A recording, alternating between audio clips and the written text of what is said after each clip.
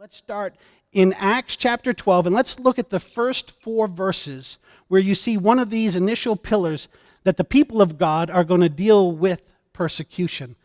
Do you see and believe, expect persecution as a part of your walk with Christ? And do you have a right place to put that in your mind and in your heart? Listen to God's word and then we'll unpack it. First 4 verses of Acts chapter 12.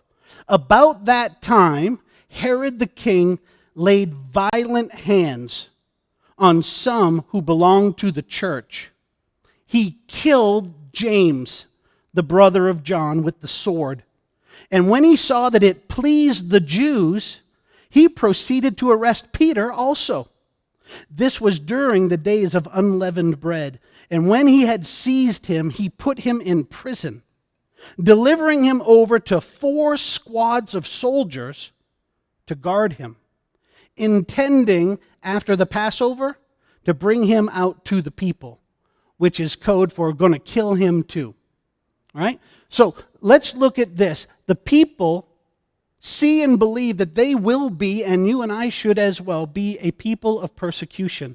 See and hear the providence of God, the fact that it pleased the evil religious people, and lastly, that this happened in the context of Passover, the most holy of all times, the pointing ahead in their thought process to the Messiah's role in saving souls.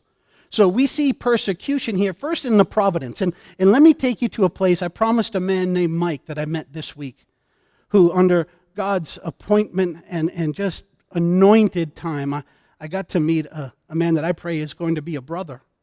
Somebody in whom God was doing a work, and we talked.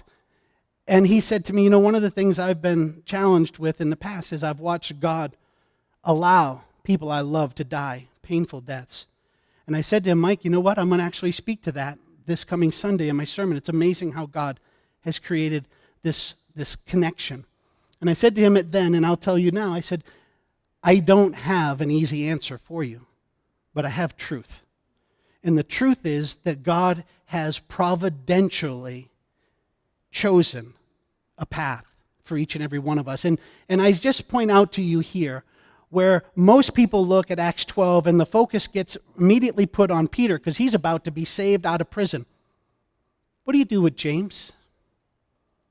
James here is martyred. He's the first of the 12 apostles to be martyred. He's martyred ugly. Herod, the bad king, kills him with the sword.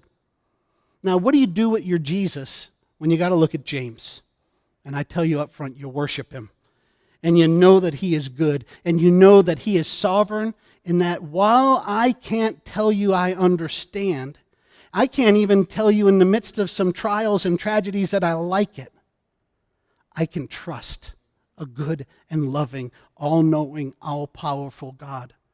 And so I say to you here first, do you see and believe that there is providential persecution and God is still good all the time?